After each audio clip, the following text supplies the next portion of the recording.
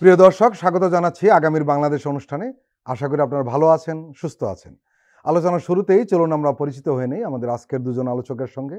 আজকে আমাদের সঙ্গে আলোচনায় রয়েছেন ডক্টর জাহিদুর রহমান, রাজনৈতিক বিশ্লেষক ও কলামিস্ট। রয়েছেন জাতীয় নাগরিক পার্টির যুগ্ম আহ্বায়ক সারওয়ার তুষার। আপনাদের দুজনকেই স্বাগত। ভূমিকম্প নিয়ে এখন আলোচনা সর্বত্র। মানুষের মনে এই নিয়ে এক ধরনের ভয়ও ঢুকে পড়েছে। প্রথম আঘাত আসলো গত 21শে নভেম্বর শুক্রবার, এরপর শনিবার 3বার হলো। এটাকে আফটার শক বলে আমরা জানি। 31.5 ঘন্টায় 4বার ভূমিকম্প হয়েছে দেশে, যার কারণে আসলে মূলত আতঙ্কটা ছড়িয়ে পড়ার এটা বড় কারণ। ভূমিকম্প পরবর্তী উদ্ভূত জরুরি পরিস্থিতিতে আগামী 6 ডিসেম্বর পর্যন্ত ঢাকা বিশ্ববিদ্যালয় বন্ধ ঘোষণা করা হয়েছে। রোববার বিকেল 5টার মধ্যে শিক্ষার্থীদের হল ছাড়া নির্দেশ দেওয়া হয়েছে। আপনি নিশ্চয়ই জানেন মহসিন এবং সুযোগ হল অনেক পুরনো। এই দুটি হল না, আরও কিছু আবাসিক হলের অবস্থা খুবই নাজুক। এই কারণে এই সিদ্ধান্ত নেওয়া হয়েছে। জগন্নাথ বিশ্ববিদ্যালয়ের পরীক্ষা এবং ক্লাস বন্ধ করা হয়েছে। এবং অনেকে বলছেন যে ভূমিকম্পে রাজধানী শহর ঢাকা বড় বিপদের ঝুঁকির মধ্যে পড়ে গেছে। ভূমিকম্পের উৎপত্তিস্থল খুব কাছাকাছি হওয়ার কারণে এবং অপরিকল্পিত নগরায়ন প্রাণহানির ঝুঁকিকে বিবেচনায় এনে এমন মত দিয়েছেন ভূমিকম্প বিশেষজ্ঞরা। কি বলবেন সব মিলিয়ে? আমাদের আসলে সতর্কতা জরুরি, কিন্তু আমি খেয়াল করলাম যে আমাদের মিডিয়া সহ সবাই মনে হয় খানিকটা আতঙ্ক ছড়ানোর মতো কাজ করছে। মানে আমি মেইন স্ট্রিম মিডিয়া এমন নিউজ দেখেছি আগামী কয়েকদিনে 20 বার ভূমিকম্প হতে পারে। মানে আমাদের মানে জাস্ট একেবারে কোনো বাবা মানে এই টাইপের পোর্টাল না, জেনুইন আমাদের পরিচিত মিডিয়া। তো ফলে ভূমিকম্পকে নিয়ে এক ধরনের আতঙ্কের ব্যবসা, আমি এভাবেই বলবো। কেন বলছি কথাটা? আমাদের এখানে একটা বড় ভূমিকম্প হতে পারে, আমরা বেশ অনেক বছর থেকে শুনি, আমাদের বিশেষজ্ঞরা বলছেন, এবং টু সাম এক্সটেন্ট আপনি প্রেডিক্ট করতে পারেন কি হতে পারে। যেমন ধরুন এই যে আপনি বললেন আমাদের 5.7 রিক্টার স্কেলের যে প্রথম ভূমিকম্পটা হলো, এরপরে বাইপাইলের ওদিকে এবং ঢাকায় যেটা হলো, এটাকে আফটার শক বলা হচ্ছে ওইটার। আবার কোন কোন বিশেষজ্ঞ এভাবে বলছেন যে এই 5.7 সহ মোট 4টা ভূমিকম্প আরো ম্যাসিভ একটা ভূমিকম্পের ফোর শক, মানে এটার পর ম্যাসিভটা হয়তো আসছে।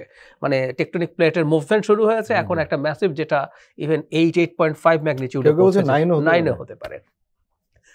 এগুলো সবগুলো সম্ভাব্যতার ব্যাপার। কিন্তু ওই যে বললাম যে আমরা এগুলো নিয়ে যত বেশি আলোচনা করছি, ভূমিকম্প হলে কি কি করা দরকার, কিভাবে আমরা বাঁচতে পারি, সেই আলাপ খুবই কম খেয়াল করি আমরা। এবার যখন ঘটনা ঘটলো, একটা বেসিক তথ্যগুলো সব ইনফ্যাক্ট এই যে আমাদের বিশেষজ্ঞরা একসময় বলতেন, নিজে আগ্রহ, কারণ একসময় ভূমিকম্প নিয়ে 5-7-10 বছর থেকে অনেক কথা হচ্ছে, তো এগুলো দেখার চেষ্টা করেছি। আপনি অনেক উঁচুতে আছেন, 7-8 তলায় 10 তলায় আছেন, সেই মানুষটাও সিঁড়ি দিয়ে নামার চেষ্টা করছেন, ইটস রিস্কি। আমি এখানে শেয়ার করি একটু। সেদিন শুক্রবার আমি যে বিল্ডিং এ থাকি, সেখানে 3 জন আহত হয়েছে। শুনলে অবাক হবেন, সবাই আহত হয়েছে সিঁড়িতে নামতে গিয়ে। একদম ঢাকা ইউনিভার্সিটির একটা হলের 4 তলা থেকে একজন স্টুডেন্ট লাফ দিয়েছে। মানে আমি এই জিনিসগুলোই বলছি যে মানুষকে ভূমিকম্প যেহেতু আসছে তার জন্য কি কি ব্যবস্থা করা সবই জানা, কথা বলা, কিন্তু ওগুলোকে ফোকাস করা দরকার। আমি খেয়াল করছি যে খালি ভূমিকম্প হচ্ছে, আমরা মারা যাব, আমরা সব শেষ হয়ে যাব, ভূমিকম্প কি হবে না হবে এসব আলাপ, সেই তুলনায় এটা হচ্ছে না। এবং আমি একজন বিশেষজ্ঞের কথা বলতে পারি, তিনি খুবই রাইটলি বলছেন, মানে মহড়ার চেষ্টা করা। মানে আমাদের তো আসলে বিল্ডিং এর যে ডিজাস্টার আছে এটা বহুদিন ঠিক করার কোনো স্কোপ নাই, আমরা এগুলো ঠিকঠাক মতো মেনটেইন করি না।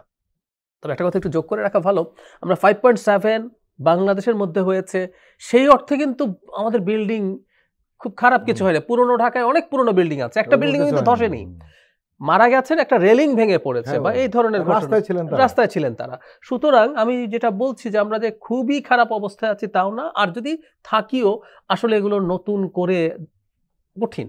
তারপরেও একটা সার্ভে চালানো একসময় শুরু হয়েছিল, সবচেয়ে ঝুঁকিপূর্ণ ভবনগুলো মার্ক করে রাখা, এগুলো দরকার আছে। নাগরিকদেরও তো অধিকার আছে। আমি কোনো একটা বিল্ডিং এর রেড মার্কিং আছে, আমি এটা ডিসাইড করতে আমার জন্য এটা রাইট আছে যে আমি ওই বিল্ডিং এ ঢুকবো কিনা। তো এগুলো করা, এগুলোর সাথে সাথে যে বাকি জিনিসগুলো সেটা হচ্ছে মহড়া। মানে উনি বলছেন যে আমাদের ইনস্টিংক্ট কাজ করে না। আমার মাথায় আছে যে পিলারের সাথে দাঁড়াতে হবে, টেবিলের নিচে ঢুকতে হবে, ইত্যাদি ইত্যাদি, কিছু জিনিস কিনে রাখতে হবে। এগুলো যদি কতগুলো ড্রিলের মতো করা হয়, আমরা যদি দিন তারিখ ঠিক করে সরকারিভাবে যদি বলি যে ঘোষণা করে যে আমরা এই দিন এইগুলো এভাবে এভাবে করে, স্কুলগুলোতে বাচ্চাদেরকে যদি এইভাবে ড্রিল করানো হয়, তখন আমার ইনস্টিংক্ট কাজ করবে, আমরা প্যানিকড হব না। এই জিনিসগুলো আসলে সবচেয়ে জরুরি, কিন্তু আসলে ওগুলোই কম হচ্ছে। তবে কিছু কিছু জায়গায় কিন্তু একটা সচেতনতা ঢুকেছে। কিরকম আমি যতটুকু জানি আর কি, সেটি হলো এই শুক্রবারের ভূমিকম্পের পর কিন্তু অনেক জায়গাতেই বিশেষ করে যেগুলো ফ্ল্যাট বাড়ি, সেখানে কিন্তু তারা চেক করাচ্ছে যে কোন কোন জায়গায় সংকট রয়েছে, কোন জায়গায় ফাটল ধরলো কিনা, একদম। এটা ভূমিকম্পকে মোকাবেলা করতে পারে কিনা। মানুষের মধ্যে কিন্তু এটা হয়েছে কিছুটা হলেও। আরেকটা জিনিস একটু ইমিডিয়েটলি করা দরকার, আমি এই আলাপটা কম হয়েছে, একজন ব্যক্তি উনি যতদিন বেঁচে ছিলেন জি ভূমিকম্পের আলোচনা আসলেই তিনি এই আলাপটা করতেন, উনি হচ্ছে স্থপতি মোবাশ্বের হাসান। জি জি উনি একটা ভয়ঙ্কর ঘটনা আমাদের সামনে এনেছেন, সেটা হলো আমাদের ঢাকা শহর যেভাবে পাইপলাইনের গ্যাস দিয়ে আমরা বাসায় বাসায় গ্যাস দিয়ে, সারা পৃথিবীতে খুব একটা নেই। কোথাও নেই।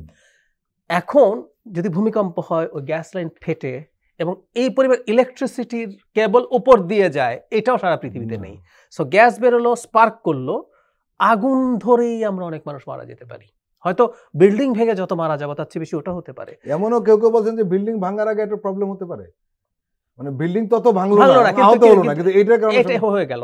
এটার জন্য কিন্তু ব্যবস্থার কথা বলা হয়েছিল যে সামান্য একটু ভূমিকম্প হলেই যাতে গ্যাস সাপ্লাই অটোমেটিকলি বন্ধ করা যায়, এরকম অটোমেশন সিস্টেমের কথা এসছে।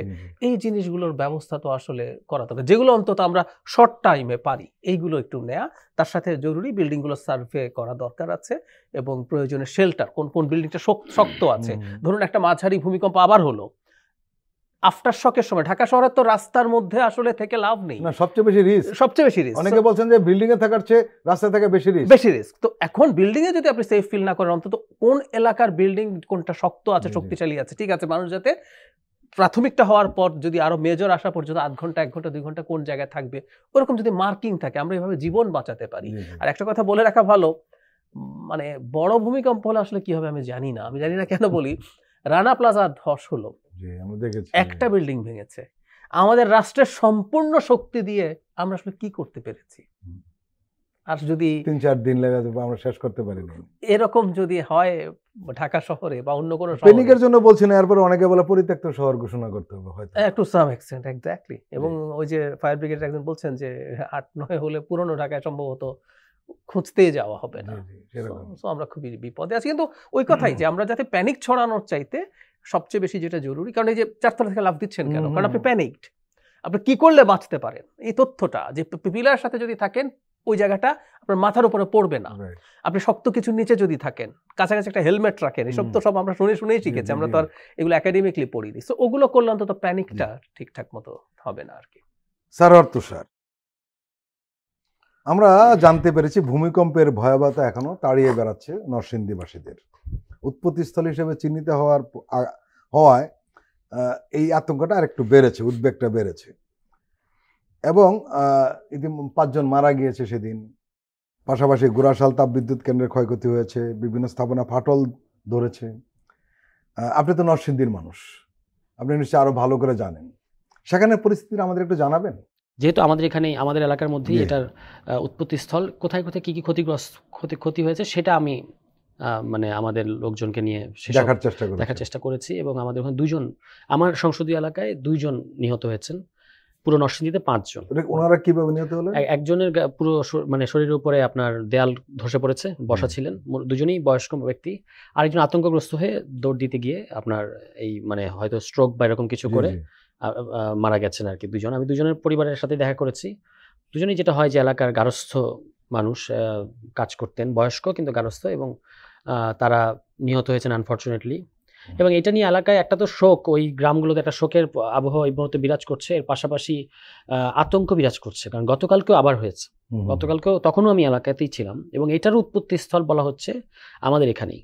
এখন আমাদের এলাকাটার গড়নটা হচ্ছে, এটা একটা ঢাকার আশেপাশের মধ্যে ইন্ডাস্ট্রিয়াল এলাকা, এখানে দক্ষিণ এশিয়ার সর্ববৃহৎ সার কারখানা এখানে, এখানে বিদ্যুৎ কারখানা এখানে, এখানে অসংখ্য প্রাণ আরএফএল সহ অনেক অসংখ্য ফ্যাক্টরি এই এলাকার মধ্যে। ছোট একটা এলাকা, ছোট একটা উপজেলা, কিন্তু এর মধ্যেই সব বলা হচ্ছে যে 128টার মতো ছোট বড় ফ্যাক্টরি, এর মধ্যে প্রাণের মতো বড় ফ্যাক্টরি, প্রায় সকল এই ফ্যাক্টরি আপনার ওখানে, ঠিক আছে।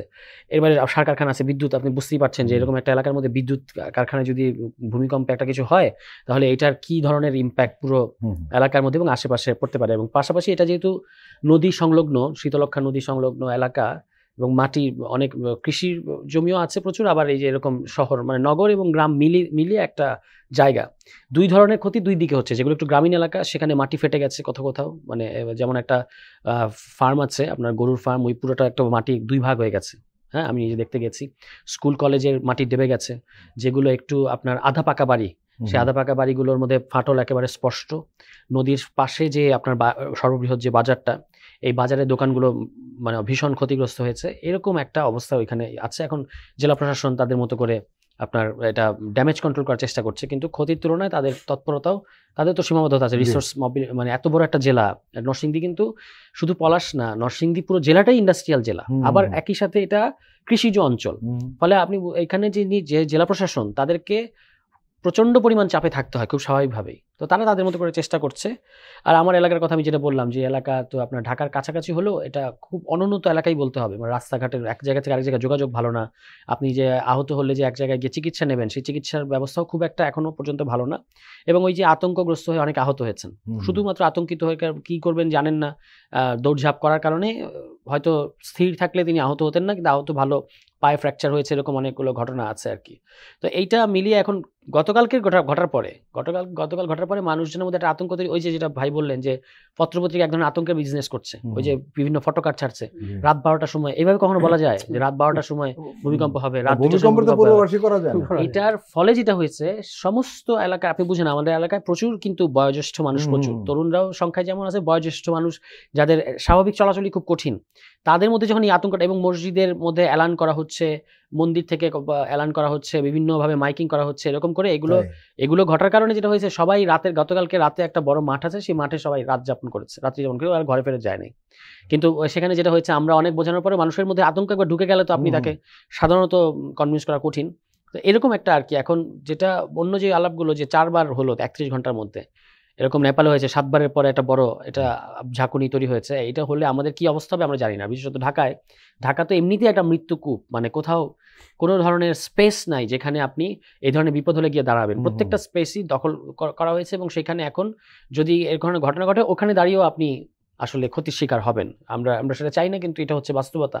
এখন এটা নিয়ে আমাদের প্রস্তুতি একেবারেই নাই, এবং এটা প্রস্তুতি নেওয়ার মতো নাই। আপনি দেখবেন যে আমাদের এখানে আলোচনাগুলো কি হয়, কিভাবে সাবধানতা অবলম্বন করা হবে, সেই প্রচারণা কিন্তু হয় না। আলোচনা হয় যে ভূমিকম্পের নাম কি, কোথায় শুরু হয়েছে, এটা কত রিক্টার স্কেল, কোন বারে হয়েছে, কোথাতে, এই ধরনের সাধারণ জ্ঞান টাইপের বিসিএস মেন্টালিটির মতো আর কি, যে আমি এটা মুখস্থ করে রাখি, ওরকম আর কি। ওই ধরনের হওয়ার কারণে আপনার মানুষের মধ্যে সচেতনতা থাকে না, আতঙ্ক থাকে প্রচুর। এবং আতঙ্ক থাকলে মানে তারা কি করবে ওই মুহূর্তে তারা কিন্তু মানে জানেন না আর কি। হ্যাঁ, এই ঘটনাগুলো এই ভূমিকম্পে হয়েছে। এর বাইরে মানে সেটা আমার এলাকাতেও এবং ঢাকাতেও মাটির উপর যে পরিমাণ চাপ পড়ছে, এবং নরসিংদীতে কথা বলতে পারি যে আপনি যেটা বলছিলেন প্রচুর ফ্যাক্টরি পানি কমে, এরা তো পানি ব্যবহার করে প্রচুর, ইতিমধ্যেই আছে। এর বাইরে হচ্ছে আপনার আরো ফ্যাক্টরি অনুমোদন দেওয়া হচ্ছে, আরো এরকম, এগুলো কোনটার কি অ্যাসেসমেন্ট করে দেওয়া হচ্ছে আমরা জানি না, কিন্তু মাটির উপর তো ভীষণ চাপ পড়ছে। কারণ এরকম বড় একটা মানে কৃষিজ এলাকা, সেখানে যদি মাটির উপর এত চাপ দিয়ে এত বড় বড় ফ্যাক্টরি কিংবা আপনার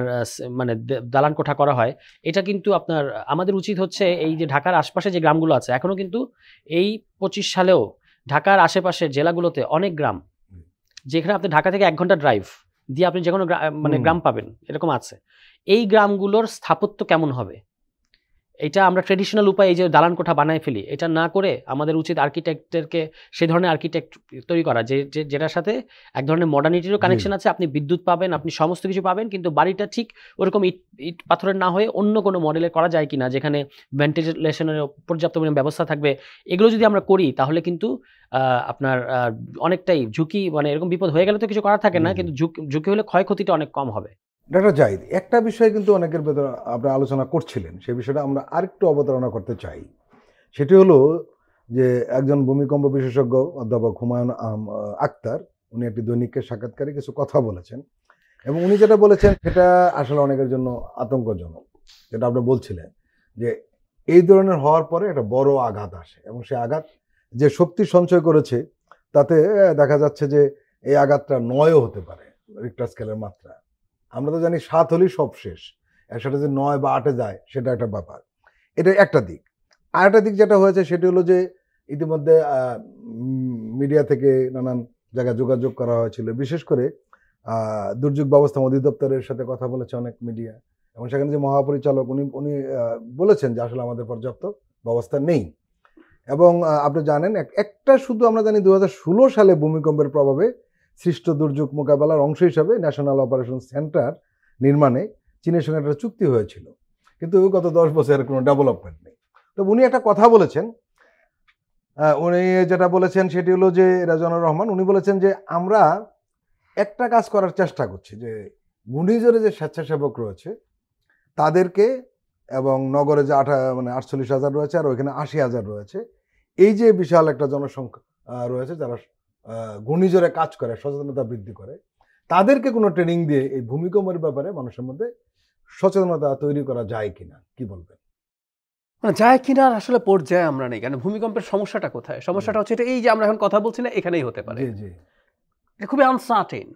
ওগুলো ফোরশকের পর 8, 9, 7 কিছু একটা আসবে। যদি এখন নাও আসে, ধরলাম ঠিক আছে, আমাদের এখানকার টেকটনিক প্লেটের মুভমেন্ট চলছে, এগুলো হ্যাঁ। একেবারে প্রতিষ্ঠিত। এটা শুধু বাংলাদেশ না, আমেরিকান সায়েন্টিস্টদেরও রিসার্চ আছে। রাইট। 100 বছরের বেশি সময় হয়ে গেছে এখানে একটা বড় ভূমিকম্প এখন একদম ডিউ, আমরা এইভাবে বলতে পারি। কিন্তু ভূমিকম্পের ক্ষেত্রে যেটা ইটস আনপ্রেডিক্টেবল, সুতরাং ওই এটা এমন স্কোপ নাই যে আমি করব, ভাবছি, চিন্তা করছি। এই ভূমিকম্পের সাথে সাথে উচিত ছিল সরকারের, যেমন ধরুন আমরা কি এখনো এই ভূমিকম্পকে কেন্দ্র করে যথেষ্ট ক্যাম্পেইন, সরকার খুব দ্রুত কিছু ক্যাম্পেইন, সতর্কতা কি হতে পারে অন্তত মিডিয়াতে শুরু করে দেওয়া যেত। তারপরে বিটিভি ছাড়ার কোথাও দেখি না যে ভূমিকম্প হলে কি কি করতে হবে ধরুন কিছু বলা। সরকারের কিন্তু চ্যানেলগুলোকে স্পষ্ট নির্দেশনা দেওয়া দরকার ছিল যে এটা তোমাদেরকে কন্টিনিউ করতে হবে কিছুক্ষণ পর পর, আস্তে আস্তে।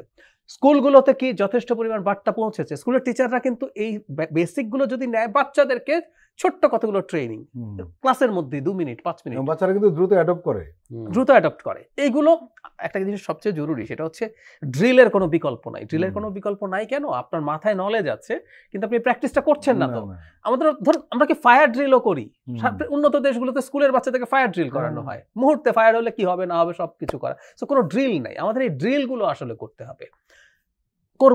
করার আসলে যোগ নেই, এবং আমরা এগুলোই করব, এবং আমরা আসলে একেবারে সবাই মিলে শেষ হয়ে যাব যেসব পরিস্থিতি আসলে তৈরি হতে যাচ্ছে। কারণ যাদেরকে দিয়ে আপনি ট্রেনিং করাবেন, যে কোনো মুহূর্তে এটা হয়ে যেতে পারে। এই হচ্ছে মূল সমস্যাটার জায়গা। আমি আমাদের সরকারের কাছে এটুকু বলার, এই সরকার বা ভবিষ্যতের সরকার যে কোনো সময় হতে পারে, এটাকে খুবই সিরিয়াস একটা প্রায়োরিটি দেওয়া দরকার। আর একটা কথা মনে রাখতে হবে, যে দুর্যোগটা আমরা মুহূর্তেই চোখে দেখি না, ওটার জন্য প্রস্তুতি নিতে কিন্তু আমাদের রিলাক্টেন্স থাকে। এই যে আমরা এখন ভয় পাচ্ছি, এখন খুব ভূমিকম্পে 72 ঘন্টা বাঁচার জন্য কি কি লাগবে দেখবেন নিউজ আছে, এগুলো সবাই শেয়ার করছে পরস্পরের কাছে। না, আমি দেখলাম চিরা বিক্রি একটু বেড়েছে। হ্যাঁ, আমি কালকে বাজারে গিয়েছিলাম, দেখলাম যে অনেক লোক চিরা কিনছে। একদম 72 ঘন্টার জন্য কি কি লাগবে একদম ভালো, এটা করা দরকার আছে। আমরা এখন পরস্পরের সাথে শেয়ার করছি, কিন্তু যে কোনো একদিন হয়তো সারা জীবন আমার একটা ভবনে আগুন লাগবে না, কিন্তু আমরা অগ্নি নির্বাপনের ব্যবস্থাটা রাখি না। এটা রাখতে হয়, কোনো একদিন লেগে যেতে পারে। সেই কারণে যেহেতু জনগণের রিলাক্টেন্স থাকে এইসব ক্ষেত্রে, সরকারকে বরং অনেক বেশি সিরিয়াস হতে হবে। সেটা না হলে আসলে কোনো উপায় নেই। প্রিয় দর্শক, আমরা এখন একটি বিরতি নিচ্ছি, আপনারা আমাদের সঙ্গেই থাকুন।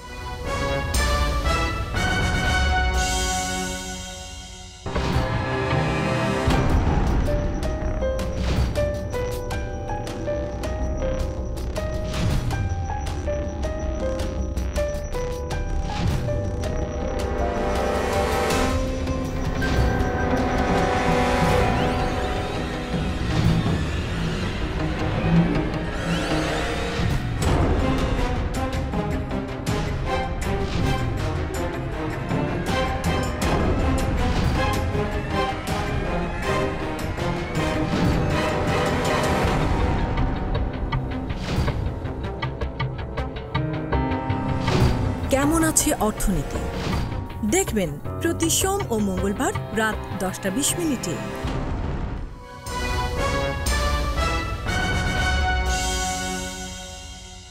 প্রিয় দর্শক, আবারও স্বাগত আগামীর বাংলাদেশ অনুষ্ঠানে। আজকে আমাদের সঙ্গে আলোচনায় রয়েছেন জাতীয় নাগরিক পার্টির যুগ্ম আহ্বায়ক সারওয়ার তুষার, রয়েছেন রাজনৈতিক বিশ্লেষক ও columnist doctor Zahidur Rahman.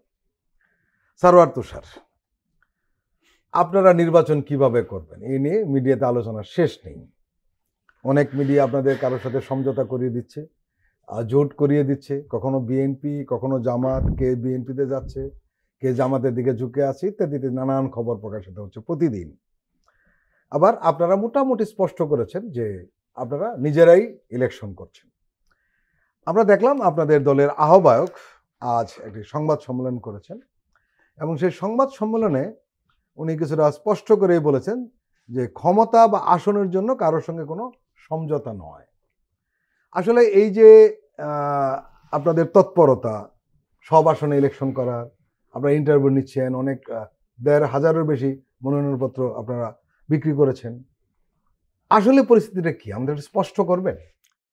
Media এরকম নির্বাচনের আগে তার বিভিন্ন দল নিয়ে, বিশেষত এনসিপির প্রতি একটা আগ্রহ আছে, এটা খুব স্বাভাবিক, নিউজ হবে এটাও স্বাভাবিক, কিন্তু এই ক্ষেত্রে ওভারঅল মিডিয়ার ভূমিকাটা দায়িত্বশীল না আমার কাছে মনে হয়েছে, কারণ তারা এগুলো মানে একটা গল্পের আকারে, একটা গসিপ আকারে ছাড়ার চেষ্টা করছে। আমরা দেখছি সূত্র হিসাবে সূত্র জানায়, নাম প্রকাশে অনিচ্ছুক জানায়, জানা যায় গেছে, এবং অনেক ক্ষেত্রে যেটা হয় যে গোয়েন্দা সংস্থার সাথে ওই সংশ্লিষ্ট রিপোর্টার একটা যোগাযোগ থাকে, তারাও অনেক কিছু পুশ করে, এবং কোনো পত্রিকা 20 আসন, কোনো পত্রিকা 10 আসন, কোনো পত্রিকা 5 আসন এনসিপি পাক, এটা বোঝা যায়, তাদের আকাঙ্ক্ষাটা এখান থেকে বোঝা যায়। এর বাইরে যদি আপনি আমাদের সাথে কথা বলে আপনাদের পরিকল্পনা কি, এই যে আমি তো প্রকাশ্যে আপনার সাথে কথা বলছি, এইটা কিন্তু হয় না, ঠিক আছে? আমাদের যখন ইলেকট্রনিক মিডিয়াগুলো নিউজ করে তখন আমাদের সাথে কথা বলে, সেটা তো আমরা তখন বলি আমরা কি করব, কিন্তু এই ধরনের প্রিন্ট মিডিয়ায় যখন নিউজগুলো হয় তখন সেটা এই পর্যন্ত যতগুলো নিউজ হয়েছে, এটা যেটা হয়েছে যে আমাদের দলের মধ্যে কিছুটা উদ্বেগ তৈরি হয়, মানে যারা সাধারণ কেন্দ্রীয় সদস্য আছে, জেলা, মহানগর, উপজেলা পর্যায়ে যারা আছে, তারা তো ভাবছে যে কোথাও একটা কিছু হয়ে যাচ্ছে, এরকম একটা ভাবে, কিন্তু আসলে এটা একটা কমপ্লিটলি ট্রান্সপারেন্ট এবং স্বচ্ছ প্রক্রিয়া। আমরা বলেছি যে আমরা যেটাই করি দলের সবাই একসাথে থেকেই করব। এখন একটা জিনিস দেখেন যে এবার কিন্তু কোনো দলই, ইনক্লুডিং বিএনপি, জামায়াত ইসলাম, কেউ একক নির্বাচন করবে সেরকম মনে হচ্ছে না। সবাই কোনো না কোনো, এবং বাংলাদেশের নির্বাচনে জোটের ইতিহাসটা খুব মানে সাধারণ একটা ব্যাপার, প্রত্যেক নির্বাচনে জোট, সমঝোতা ইত্যাদি হয়। আমরা যে করবো না, আজকেও যদি আপনি সংবাদ সম্মেলনে আমাদের আহ্বায়কের বক্তব্য দেখেন, আমরা বলেছি যে আমরা এই ব্যাপারে ওপেন আছি, কিন্তু শুধু কয়েকটা আসন, 3টা 4টা 5টা আসন, এই আসনের কাছে এনসিপি নিজের রাজনীতিটা ছেড়ে দেবে, সেটা হবে না। আমরা এই যে একটা প্রসেস তৈরি করছি, এই প্রসেসের মধ্য দিয়ে এই যেটা চলছে এখনো, মনোনয়ন প্রত্যাশীরা আছে আপনার, তা এবং এর মধ্যে দিয়ে সারা দেশে আমাদের 300 প্রার্থী তৈরি করা, সেট করা, এটা একটা নতুন দলের জন্য খুব গুরুত্বপূর্ণ, যে আমাদের প্রত্যেকটা আসনে প্রার্থী আছে, কারণ সেটা আপনাকে, তার মানে হলো ওই ওয়ার্ড পর্যায়ে পর্যন্ত সংগঠনটা ছড়িয়ে পড়ার একটা সম্ভাবনা আছে বা থাকে। তো সেইটা আমরা তো, এটা কেন, এই সুযোগ আমরা কেন লুফে নেব না? আমরা তো সেই সুযোগ নিচ্ছি বা নেব, কিন্তু এর বাদে যদি আমাদের বৃহত্তর, আমাদের রাজনৈতিক ভিশন এর সাথে মোটা দাগে একমত, এবং আমরা যেভাবে সংবিধান, শাসনতান্ত্রিক ব্যাপারগুলো, রাজনৈতিক ব্যাপারগুলো আমরা যেভাবে চিন্তা করি, এটা যদি কারোর সাথে আমাদের শেষ পর্যন্ত একটা বোঝাপড়া হয়, হয়তো শেষ পর্যন্ত কোনো ধরনের সমঝোতা হতে পারে। কিন্তু সমঝোতা বললেও আবার কথাটা এমনভাবে ইমপ্রেশনটা তৈরি হয়েছে যে আসলে কোনো ইলেকশন হবে না, এখানে আসন ভাগাভাগি হবে, বিভিন্ন দল বসে বসে গোল টেবিলে আর ভাগাভাগি। এখন আপনি একটা সাধারণভাবে আমরা কি বুঝি, ধরেন আমি হাইপোথেটিক্যালি ধরে নিচ্ছি আমাদের বিএনপির সাথে একটা বোঝাপড়া হলো, তো বিএনপি আমাদের সাথে কয়েকটা আসনে সমঝোতায় আসছে, আমাকে কি জামায়াত ইসলামের সাথে ফাইট করতে হবে না ওই আসনে? বা জামায়াত ইসলামের সাথে এনসিপির হলো, তাহলে কি আমাকে বিএনপির সাথে ফাইট করতে হবে না? কিংবা ওই সমস্ত আসনে, প্রত্যেকটা আসনে কিছু হেভি স্বতন্ত্র প্রার্থী দাঁড়িয়ে যায়, তাদের সাথে কি আমাকে ফাইট করতে হবে না? ফলে এটা তো নির্বাচন তো হচ্ছে, আপনাকে নির্বাচনের মধ্য দিয়ে বেরিয়ে আসতে হবে, যেটা হবে যে একটা অ্যালায়েন্স হয়তো হতে পারে। এই কথাটাকেই, এটা খুব, এবং এটা খুব স্বাভাবিক, এটা আমরা সবাই বুঝতে পারি, ঠিক আছে? কিন্তু এই কথাটাই এমনভাবে আসছে যেটা খুব আনফর্চুনেট, কারণ এই গণঅভ্যুত্থানের পরে মানুষের মধ্যে একটা সুষ্ঠু নির্বাচনের জন্য, এবং অতীতের যে ধরনের নির্বাচনের যে তিক্ত ইতিহাস আছে, অন্তত লাস্ট 3টা নির্বাচন, এর বাইরে এসে একটা অন্য ধরনের মানে উৎসবমুখর পরিবেশে নির্বাচন মানুষ দেখতে চায়। কিন্তু আপনি যখন আগেই এই গুঞ্জনগুলো ছড়িয়ে দেন, এটা ভোটারদেরকে বিভ্রান্ত করে।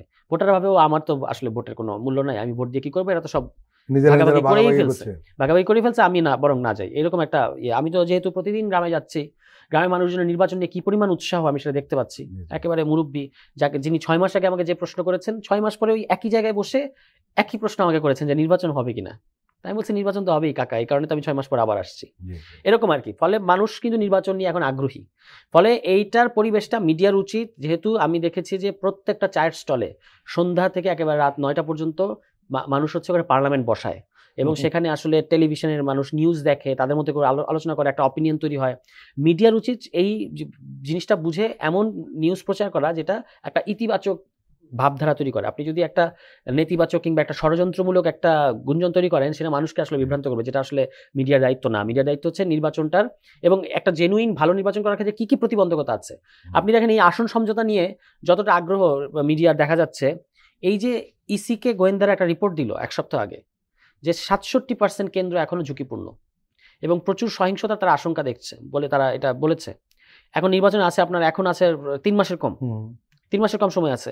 তা সরকারের কাছে তো কোনো ম্যাজিক নাই যে হুট করে সব ঠিক করে ফেলবে। তাহলে এখন থেকেই সরকারকে পদক্ষেপগুলো নিতে হবে, এবং জনগণকে দেখাতে হবে রিস্ক সবসময় থাকবে, সবসময় 20% থাকে রিস্ক, কিন্তু এখন যখন 67% তখন এটা অ্যালার্মিং। তাহলে এইটা মিডিয়া কি সরকারকে জিজ্ঞেস করেছে যে আপনারা এটা থামানোর জন্য কি কি ব্যবস্থা নিয়েছেন? জিজ্ঞেস কিন্তু করে নাই। মিডিয়ার এদিকে মনোযোগ দেওয়া উচিত। ডক্টর জাহিদ, আপনি অনেকদিন ধরে রাজনীতির কাছ থেকে দেখছেন, বিশ্লেষণ করছেন, নিজে কন্টেন্ট তৈরি করছেন, এবং আপনার সাথে আমি এই অনুষ্ঠানে অনেকবার বসেছি, বলা যায় 5ই আগস্টের পরপরই, একদম সম্ভবত 1 মাস পরেই আপনি এনসিপির ব্যাপারে খুব আগ্রহ দেখিয়েছেন ওই সময়, যে নতুন একটা শক্তি হোক রাজনীতিতে। আমি দেখছি প্রচণ্ড আগ্রহ দেখেন, শুধু আগ্রহ না, প্রচণ্ড আগ্রহ দেখিয়েছেন।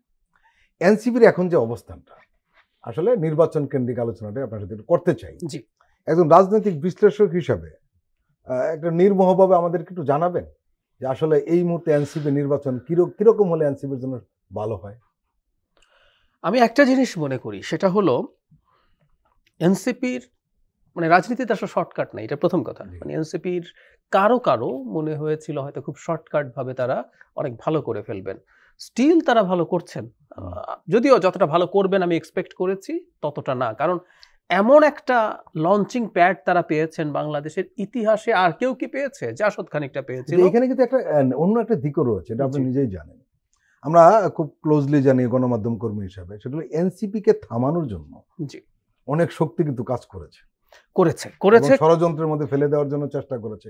আপনার কথা আমি কিন্তু একমত, তারা যতটুকু করার আশা ছিল, মানুষ যেটা ভাবছিল সেটা কিন্তু পারেনি তারা। আমি যদি এটা যেমন সত্য, আবার এটাও সত্য না, এটা সত্য হলে ধরুন আমি একজন দূর থেকে, আমি অ্যানালিস্ট, আমি একজন সাধারণ নাগরিক, আমি আসলে দেখতে চাই এই তরুণরা এই যাবতীয় বাধার মধ্য দিয়েই দাঁড়াবে, এবং এই বাধাগুলো আছে, এটাই বাস্তবতা, থাকবে। এই পুরনো ব্যবস্থার মধ্যে দেশকে নিয়ে যাওয়ার চেষ্টা, এখানে একটা অলিগার্কি তৈরি হয়েছিল শেখ হাসিনার সময়, নতুন অলিগার্কি হতে পারে, সেই অলিগার্কির পার্ট থাকবে, এর মধ্যে ওকে ফাইট করতে হবে। কেন শেখ হাসিনার বিরুদ্ধে সব শক্তির বিরুদ্ধে ফাইট করলো না, করে তারপরে হলো। যেটা বলছিলাম যে একটা অসাধারণ লঞ্চিং প্যাড ছিল, জাসদের তরুণরা মুক্তিযুদ্ধ ফেরত ছিল, সো তাদের ওই ব্র্যান্ডিং কাজে লাগিয়ে চেষ্টা করতে পেরেছে, নানান কারণে সফল হয়নি শেষ পর্যন্ত। এই গণঅভ্যুত্থানের তাদের যে ভূমিকা, সেই লঞ্চিং প্যাডটা কাজে লাগিয়ে যদ্দূর যাওয়ার কথা ছিল আমার বিবেচনায় তারা সেটা পেরে ওঠেননি। তাদের মধ্যে যেটা হয় আর কি, বিভিন্ন মতের মানুষজন আসায় তাদের যে পলিটিক্যাল যে চিন্তাটা, এই যে মানে মধ্যপন্থী বলেন, মধ্যপন্থা ইটসেলফ ইজ এ স্পেকট্রাম, আমি এটা নিয়ে আলাদাভাবে কথা বলেছি, নানান রকম মধ্যপন্থা আছে, তারা কোন মধ্যপন্থাটা আসলে চান সেটাও আসলে সেই অর্থে ডিফাইন করতে পারেনি, কিছু হেসিটেন্সি ছিল, একেবারেই তরুণ তারা, তাদের নেতৃত্বের পর্যায়ে খুব ম্যাচিওর্ড মানুষও নেই, ম্যাচিওর্ড মানে বয়সের কথা বলছি। তারপরও এখন যে জায়গায় দাঁড়িয়ে আছেন, আমি মনে করি, ব্যক্তিগতভাবে মনে করি, তাদের কিছু সদস্যের পার্লামেন্টে যেতে পারলে সবচেয়ে ভালো হয়। অবশ্যই সরকারের অংশ না হওয়া, যেমন এই যে আলাপগুলোর কথা বলছেন, আমি তুষারের সাথে একটা জায়গায় একটু দ্বিমত করি, সেটা হচ্ছে অফিসিয়ালি পার্টি যা বলবে এর বাইরেও কিন্তু কথা হয়, এবং সেই কথাগুলো পত্রিকায় আসবে, এবং সেগুলো সূত্রের বরাতেই আসবে, সারা পৃথিবীর নিয়মই এটা, এবং সূত্র প্রকাশ আসলে করা হয় না, এটাই স্বাভাবিক। ওনারা বিএনপির সাথে আলোচনা করছেন, জামায়াতের সাথে করছেন, এগুলো তারা বলেছেন, সবার সাথে কথা হতে পারে, এবং তাদের নিজস্ব কিছু চিন্তা আছে। কিন্তু আমি মনে করি এই পার্লামেন্টে যদি তাদের কয়েকজন সদস্য যেতে পারেন, আমি এটা ওনাদের জন্য প্রশংসা। আমি এই দলের বেশ কয়েক তরুণের সাথে টকশো করেছি, তুষারের সাথে তো অনেকবার, সাথে আরো অনেকের সাথে করেছি, আমি সত্যি ইমপ্রেসড। মানে এই বয়সে তাদের জানাশোনা, তাদের অ্যানালিসিস, তাদের পড়াশোনা, তাদের প্রেজেন্টেশন।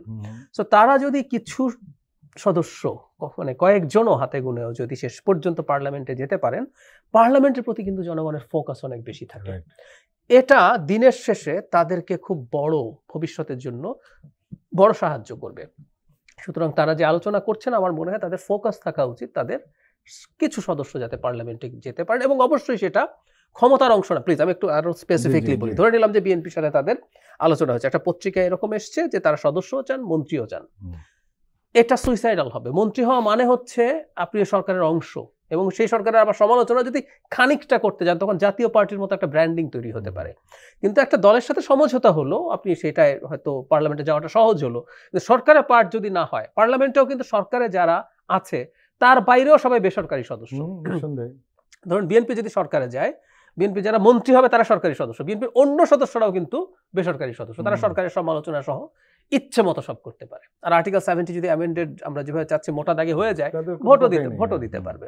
সো এনসিপি যদি ওই রোলটা প্লে করতে পারে এবং যাদেরকে আমরা চিনি যারা যাওয়ার সম্ভাবনা আছে, এরা পার্লামেন্টে গেলে খুবই ভালো করবেন এবং সরকারকে ক্রিটিক করা এবং মাঠেও তারা সেই রাজনীতি সামনে করবে। আপনি তাদের জন্য শুভ চিন্তা করছেন, ঠিক আছে, জি, কিন্তু একটা বিষয়, তারা কি সমঝোতা বা জোটে না গেলে পার্লামেন্টে যাওয়া কি সহজ হবে? এটা খুব কঠিন, বাস্তবতা যদি মেনে নেই। আমি আসলে হাতে গোনা 2-1 জনের বেশি আসলে সম্ভাবনাই নেই, মানে আপনি নিশ্চিতভাবে বলা দূরে থাকুক, এই সম্ভাবনা আসলে প্রায় নেই। তাতেও ইনফ্যাক্ট আমি যদি তারা আলাদাভাবেও নির্বাচন করেন, আমি এটাকেও খারাপভাবে দেখি না। কারণ হলো রাজনীতি শুরু হবে আসলে আগামী নির্বাচনের পর। চাই বা না চাই এনসিপির সাথে কিছুটা হলেও এই সরকারের অ্যালাইনমেন্টের কথাবার্তা আছে। কেউ কেউ কিংস পার্টি টাটিও বলে ফেলেন, ডিবেট করা যায়, কিন্তু এই পারসেপশন তো কিছু মানুষের মধ্যে আছে। কিন্তু এর পরবর্তী যে সরকারটা হবে, এবং বাংলাদেশে একটা সরকার শত চেষ্টা করলেও সে সব সমস্যার সমাধান করতে পারবে না, অজনপ্রিয় হবে, সেই সময়গুলো হচ্ছে রাজনীতির মূল সময়। সেগুলোকে ক্যাপিটালাইজ করে এনসিপির অসাধারণ রাজনীতি তৈরির সুযোগ আছে। আমি শুধু এবার না, আগামী নির্বাচনে, এই নির্বাচনে না, পরের নির্বাচনেও যদি এনসিপি কিছু সিটে জয়লাভ করেন, এটা অনেক বড় ব্যাপার হবে বলে আমি মনে করি। এখনো তাদের পার্সেন্টেজ কিছু জরিপে যেটা দেখায়, তাদের পপুলার পার্সেন্টেজ যেটা ভোট পাওয়ার সম্ভাবনা খারাপ না। আর নতুন দল হিসেবে অনেক ভালো, অনেক ভালো। 10 বছরে গিয়ে যদি তারা দাঁড়ান, 10 বছর পরে অনেক ভালো করতে পারবেন। সো এখন থেকে অন্তত যাতে তারা তাদের রাজনীতিটা ঠিক করেন এবং মোটা ভুল না করেন। রাজনীতি কিন্তু মোটা দাগে ভুল করে ফেললে ফেরত আসার সম্ভাবনা খুব কমে যায়, খুব কমে। সারোয়ার তুষার, আজকে সংবাদ সম্মেলনে আরো কিছু কথা এসছে, ছিল নির্বাচনের প্রসঙ্গ যেহেতু এসেছে, সেখানে স্বাভাবিক কারণেই লেভেল প্লেইং ফিল্ড এই শব্দটা এসেছে। আপনাদের দলের নেতারা অভিযোগ করেছেন যে লেভেল প্লেইং ফিল্ড আসলে তারা দেখছেন না। কেন এই ধরনের মন্তব্য আপনারা কেন করছেন? সত্যি এটা খুব, এবং পরিস্থিতি খুব উদ্বেগজনক। কারণ আমি যেটা একটু উদাহরণ দিয়ে বা একটু বিস্তারিত বলবেন? একটু আগে আমি একটা রেফারেন্স দিলাম, এটা তো আমাদের একটা, তো আমরা বললে মনে হবে যেন এটা একটা দলীয় বা রাজনৈতিক বক্তব্য। গোয়েন্দাদের যে রিপোর্টের বরাতটা আমি দিলাম, 67% 3 মাস আগে নির্বাচন কমিশনকে তারা বলছে 67% ভোট কেন্দ্র ঝুঁকিপূর্ণ এবং মারাত্মক সহিংসতার আশঙ্কা আছে। এখন এই 2-3 মাস আগে গোয়েন্দারা রিপোর্ট দেয় এবং সেখানে 25-30% ভোট কেন্দ্রের কথা বলা থাকে, এটা খুব ন্যাচারাল এবং পদক্ষেপ নিয়ে সেটাকে কমানো হয়। আমি যেটা বলছিলাম যে মানুষের কাছে যখন এই তথ্যগুলো যায়, মানুষ আতঙ্কিত হয়। আপনি একদিকে প্রধান উপদেষ্টা বলতে থাকবেন যে এটা ঐতিহাসিক নির্বাচন করতে হবে এবং এটা আসলে বাংলাদেশের শ্রেষ্ঠ নির্বাচন হবে, এটা দেশ রক্ষার নির্বাচন। এখন দেশ রক্ষার নির্বাচনের আগে তো আপনার নির্বাচনকে রক্ষা করতে হবে, তাই না? এবং মানুষ যখন এই তথ্যগুলো অ্যাবজর্ব করলো যে ঝুঁকি আছে, তখন কি এটা ভোটার টার্নআউটে এটার একটা ইম্প্যাক্ট পড়বে না? ডেফিনেটলি পড়বে। কখন পড়বে না? যদি মানুষ দেখে যে সরকার তৎপর, সরকার বিভিন্ন স্টেপস নিচ্ছে স্থানীয় পর্যায়ে। কারণ মানুষ স্থানীয় পর্যায়ে সবার আগে ইউএনওকে কাছে পান, ওসি সাহেবকে কাছে পান, জেলা পর্যায়ে ডিসি সাহেব আছেন, এসপি সাহেব আছেন, তাদেরকে সবসময় মানুষ দেখে, তাদের তৎপরতা, তাদেরকে কি ধরনের নির্দেশনা দেওয়া আছে। এবং আপনি জানেন যে সরকারের নির্দেশনা ছাড়া প্রশাসনের পাতা নড়ে না, সোজা হিসাব। ফলে সরকার যে কোনো পদক্ষেপ, কিছু গোলটেবিল, এখানে সুশীল গোলটেবিল আলাপের বাইরে নির্বাচন কমিশনে, এটা রেগুলার, এটা তার ট্রেডিশন, এটা তাকে করে যেতে হয়। এবং এই যে রাজনৈতিক দলগুলোর সাথে আলোচনা করেছে, এখানে রাজনৈতিক দলগুলো তো রাজনৈতিক বক্তব্য দিয়ে এসেছে, তার মধ্যেও কিছু কাজের কথা আছে, আমি মানলাম, কিন্তু কি পদক্ষেপ দেখা যাচ্ছে না। পদক্ষেপ না দেখার কারণে ইতিমধ্যে যেটা হচ্ছে যে যারা পেশি শক্তি নির্ভর রাজনীতি করতে চায় না, তাদের জন্য একটা অত্যন্ত কোণঠাসা করা পরিবেশ।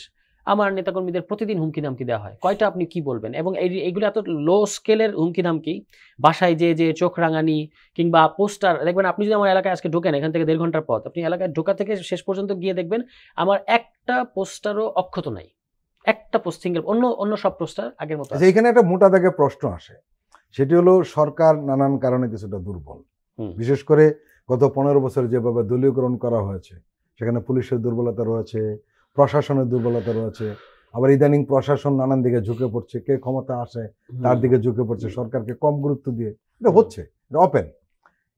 এখন এই লেভেল প্লেইং ফিল্ড সরকারের যতটুকু দায়িত্ব না, তার চেয়ে বেশি দায়িত্ব প্রশাসন না, রাজনৈতিক দলগুলো যদি চায়, এটা অনেকেই বলছেন। আর কারণ হলো এই সরকার তো শুধু একা না, এই সরকার হলো সব রাজনৈতিক দলের সরকার যারা ফ্যাসিস্ট বিরোধী ছিল। এখন আমার প্রশ্ন আপনার কাছে, সেটা হলো রাজনৈতিক দলগুলো সে দায়িত্বটি পালন করছে কিনা? একেবারেই করছে না। এবং এখানে আমি সরকারের সাথে রাজনৈতিক দলগুলোর সম্পর্কে ব্যাপারটা বলি। রাজনৈতিক দলগুলো সবাই সরকারের কাছ থেকে নিতে চায় নানা কিছু, বিনিময়ে হচ্ছে সরকারকে সবসময় একা রাখতে চেয়েছে, যে দোষ সব এই সরকারের। প্রত্যেকটা দলের মধ্যে আপনি এই প্রবণতা দেখতে পাবেন যে এই যে পারছে না, ব্যর্থ সরকার, ব্যর্থ, এটা সবার মুখের ডগায় থাকে। কিন্তু তারা যে নানা কাণ্ড কারখানা নানা ধরনের প্যাচ তৈরি করে যে সরকারকে একটা জিম্মি করে রেখেছে এটা কিন্তু কেউ বলে না। আপনি ধরবে দেখবেন যে জামায়াত ইসলামের একজন নেতা, মোটামুটি গুরুত্বপূর্ণ নেতা, তিনি আমরা সেই প্রসঙ্গে আসবো। চিটাংয়ে একটা যে বক্তব্য দিলেন, এইটা কেন বলছি যে দুই দলের মধ্যেই এই প্রবণতা দেখা যাচ্ছে যে প্রশাসনকে নিয়ন্ত্রণে রাখা, প্রশাসনকে তাদের কথা শোনানো, ঠিক আছে, এবং অন্যদেরকে দৌড়ের উপর রাখা, অন্যদের নামে যে মামলা গ্রেফতার এইসব করানো, এগুলো একটা মেন্টালিটি আছে। এবং রাজনৈতিক দলগুলো সুষ্ঠু নির্বাচনের প্রতি কমিটেড এটা এখনো মনে হচ্ছে না। তাদের হচ্ছে গায়ের জোর দেখানোর একটা মানসিকতা দেখা যাচ্ছে, আগের মতোই যে গায়ের জোর দেখানো। আগে আওয়ামী লীগ বিএনপি ছিল, এখন মনে হচ্ছে না বিএনপি জামায়াত হয়ে যাচ্ছে, যে তারা গায়ের জোর দেখাবে। এখন গায়ের জোর যদি আপনি দেখাতে চান তাহলে তো সাধারণ মানুষ এটাতে বীতশ্রদ্ধ হবে এবং সাধারণ মানুষ ভয় পেয়ে যাবে এবং মানে আতঙ্কিত হবে। এটা আসলে বরং উচিত, যেটা ইসির এই কথাটার সাথে আমি একমত, ইসি থেকে বলা হয়েছে যে সুষ্ঠু নির্বাচনের পরিবেশ তৈরি করা রাজনৈতিক দলগুলোরও, কারণ নির্বাচনে ভয়ের পরিবেশ কারা তৈরি করবে, ব্যালট বাক্স কারা চিন্তাই করবে, কারা ভোট কেন্দ্র দখল করতে চাইবে, কারা সহিংসতা করবে, রাজনৈতিক দল। মানে তাদের কমিটমেন্টটা খুব ইম্পর্টেন্ট। কিন্তু বড় রাজনৈতিক দলগুলোর মধ্যে যেটা দেখা যাচ্ছে, হাইকমান্ডগুলো অনেক হাই সাউন্ডিং কথা বলে, কিন্তু আপনি যদি তৃণমূলে যান সেখানে একটা মারাত্মক, এমনকি দলের বড় নেতা ঢাকায় খুব বড় ভালো বক্তৃতা দিচ্ছে, আমরা প্রতিহিংসা রাজনীতি পছন্দ করি না, কিন্তু আপনি দেখবেন এলাকায় তিনি লেলিয়ে দিচ্ছেন অন্যদের উপরে এবং অন্য প্রার্থীকে সহ্যই করতে পারছেন না। এটা একাধিক নজির দেওয়া যাবে, আমি নিজে কিছু কিছু ক্ষেত্রে এটার ভিকটিম। তো এই পরিস্থিতি থেকে রাজনৈতিক দলগুলোর যদি সুনির্দিষ্ট সুস্পষ্ট কমিটমেন্ট না থাকে, আগের 3টা নির্বাচন দেখেও তারা নিজেরা ওই ধরনের নির্বাচনের ভিকটিম, তবু যদি তারা এই ধরনের নির্বাচনের দিকে দেশকে নিয়ে যেতে চায়, এটার পরিণতি খুবই খারাপ হবে। প্রিয় দর্শক, আমরা আবার একটি বিরতি নিচ্ছি, আপনারা আমাদের সঙ্গেই থাকুন।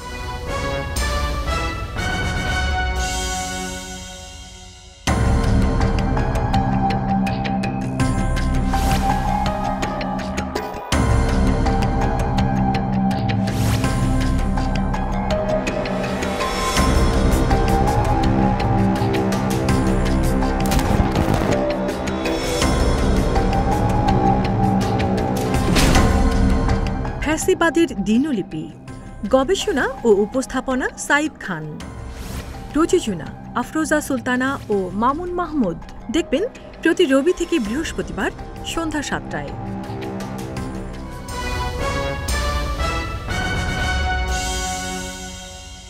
আবারও স্বাগত আগামীর বাংলাদেশ অনুষ্ঠানে। আজকে আমাদের সঙ্গে আলোচনায় রয়েছেন রাজনৈতিক বিশ্লেষক ও কলামিস্ট ডক্টর জাহিদুর রহমান, রয়েছেন জাতীয় নাগরিক পার্টির যুগ্ম আহ্বায়ক সারওয়ার তুষার। ডক্টর জাহিদ, যে প্রসঙ্গগুলো সারওয়ার তুষার তুলেছেন বাস্তবতাও রয়েছে। আমরা কিছু রাজনৈতিক দলের নেতাদের যে বক্তৃতা শুনে কিছুটা আতঙ্কিত বটে, শুধু আশঙ্কিত না, আতঙ্কিত।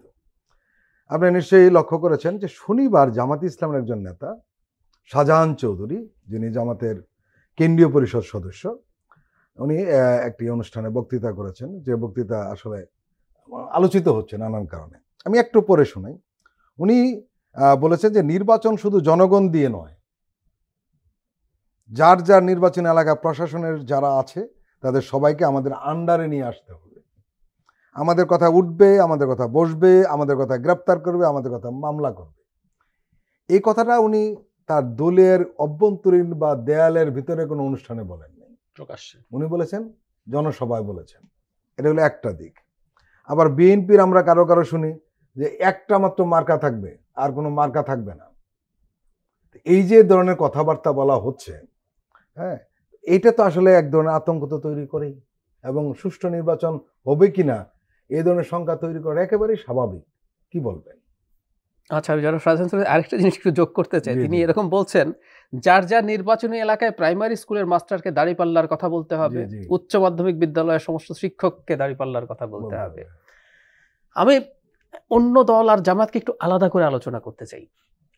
ইভেন আমি এনসিপি কেও আলাদা করে আলোচনা করি। মানে ধরুন, যখন এনসিপি অভিযোগ করে যে তাদের ছোট সমস্যায় আমি মাঝে মাঝে বেশি কথা বলি বা বেশি রিয়াক্ট করি কিনা, আমাকে ব্যক্তিগত পর্যায়ে অনেকে বলেন, বা জামাতও একই রকম অভিযোগ করেন। ধরুন, জামাতের ইউএসপি কি? প্রত্যেকটা দলে কিন্তু একটা ইউএসপি থাকে, সে তার ইউনিক সেলিং প্রপোজিশন, সে কোনটা বেচতে চায়। এনসিপি বিক্রি করে তাদের নতুন বন্দোবস্ত, তারা পুরনো রাজনীতি না, তারা নতুন রাজনীতি করতে চায়।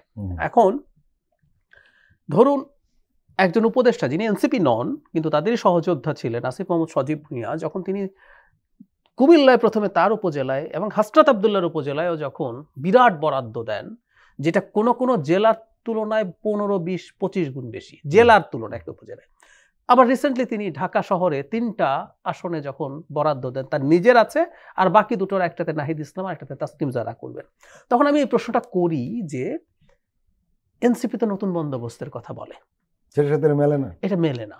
আমি বেশি আলোচনা এই কারণে করবো, এখন বিএনপি আওয়ামী লীগের কিন্তু একটা প্যাটার্ন আছে, হ্যাঁ। এই দুইটা দলকে দেখলে আমরা ব্র্যাকেট বন্দি করে আলোচনা করি, এগুলো কি করতে পারে না পারে, এরা পূরণ বন্দোবস্ত, এরা কি করে না করে সেটা করি। একইভাবে জামায়াতের ব্র্যান্ডিংটা কি, তারা প্রায় বলেন, আমি গতকাল আমার এলাকায় যাওয়ার সময় জামাতের একটা মিছিল ক্রস করছিল, আল্লাহর আইন চাই, সৎ লোকের শাসন চাই। এই যে সৎ লোকের শাসন এবং আল্লাহর আইনকে ব্র্যান্ডিং করে মানুষের ভোট চাওয়া হয়, তখন তো আমি দেখবো তারা আসলে কি বলছেন। একজন এমপি পদপ্রার্থী যিনি এর আগে 2বার এমপি হয়েছেন, সুতরাং তাকে খুব ফেলে দেওয়ার মতো নেতা তিনি নন মোটেও। আমি দর্শকদেরকে বলবো, অনেকে হয়তো দেখেছেন, না দেখলে একটু দেখার জন্য, আপনি যে পড়লেন, পড়ায় আসলে কমিউনিকেশন পুরো হয় না। আপনি নিজে কমিউনিকেশনের ছাত্র, যে আপনি ভয়েস শোনা, বডি ল্যাঙ্গুয়েজ, ফেসিয়াল এক্সপ্রেশন দেখা, সব মিলিয়ে মানে উনি কিরকম অ্যাটিটিউডে কথাগুলো বলেছেন সেটা খুবই খুবই আমার কাছে আপত্তিকর লেগেছে। এবং ওই যে বললাম, তারা যেহেতু সৎ লোকের শাসনের কথা বলেন, একইভাবে আপনি অন্য কোনো দল, বিএনপিরও কোনো নেতা এই ধরনের মন্তব্য করেছে, এজেন্ট থাকতে দেব না, এটা সেটা, এগুলো প্রত্যেকটাই খুবই খুবই খারাপ বার্তা দেয়।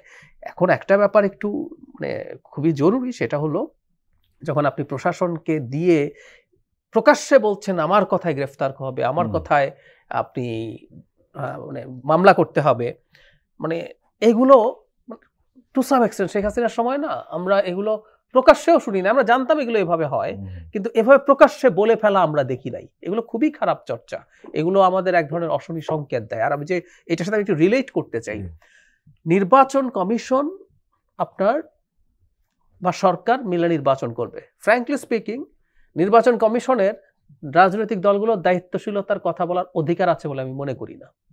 কেন মনে করি না? এবারকার ভিন্ন, এবারকার পরিস্থিতি, আমি সেটাই আসবো। আমরা একটা সরকার, নির্বাচন কমিশন, আমাদের নির্বাচন কমিশনাররা পদমর্যাদা বিরাট, সুযোগ সুবিধা বিরাট, তাদের জন্য অতি দামি ব্র্যান্ডের গাড়ি শেখ হাসিনা কিনেছেন, সেগুলো তারা চড়েন, আমাদের দামি ব্র্যান্ড হিসাবে পরিচিত গাড়ি, সব রকম সুযোগ সুবিধা আছে, সুপ্রিম কোর্টের বিচারকের মতো পদমর্যাদা, অনেক কিছু।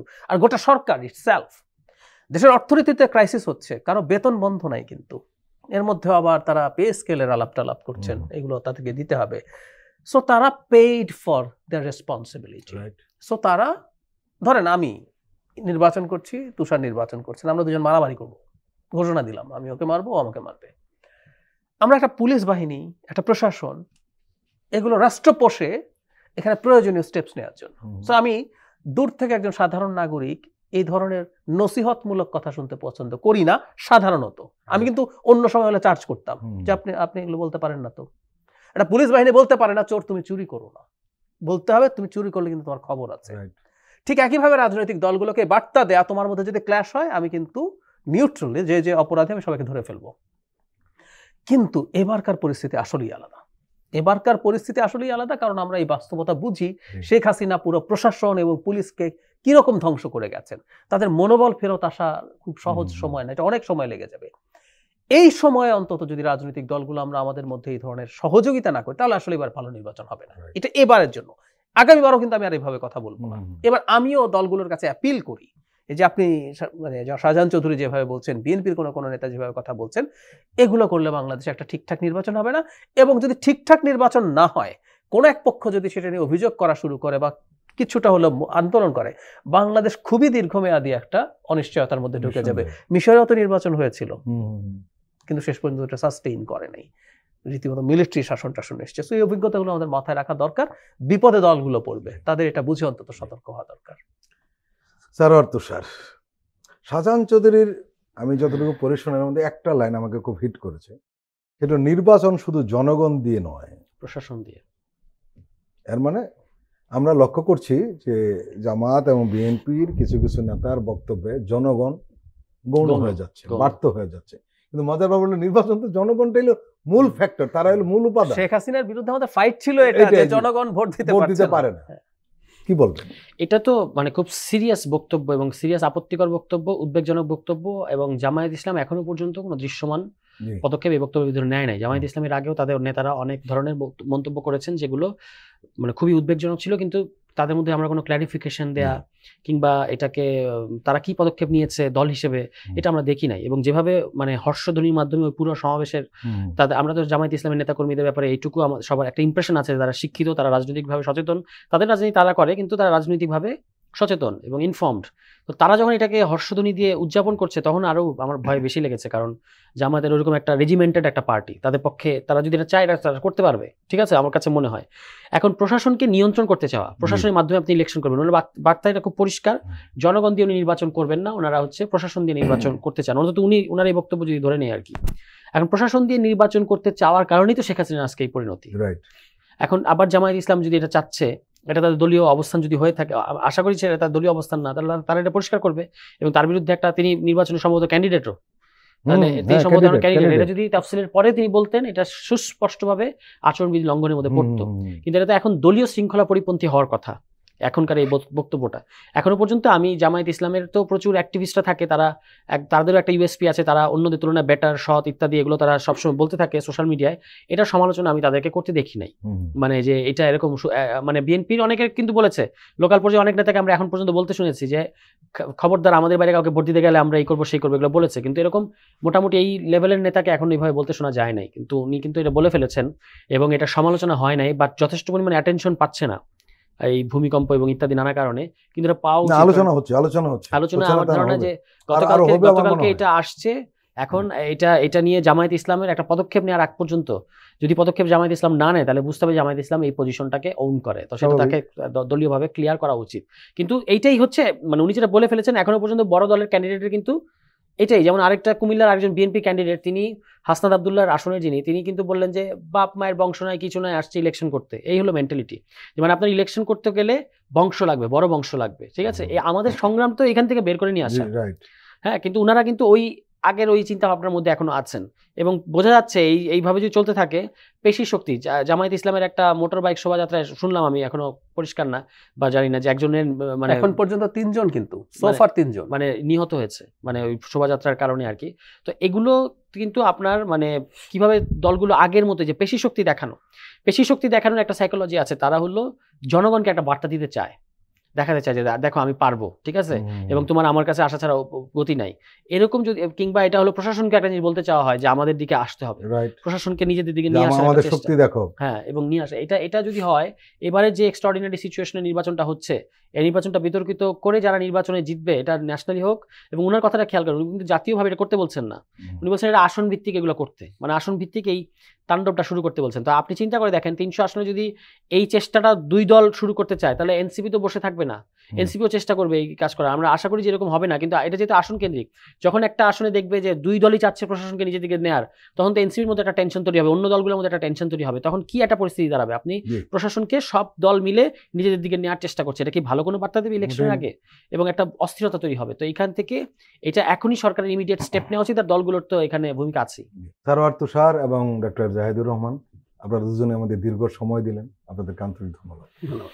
প্রিয় দর্শক, আজকের অনুষ্ঠান আমরা এখানে শেষ করছি। আপনারা ভালো থাকবেন, সুস্থ থাকবেন, আল্লাহ হাফেজ।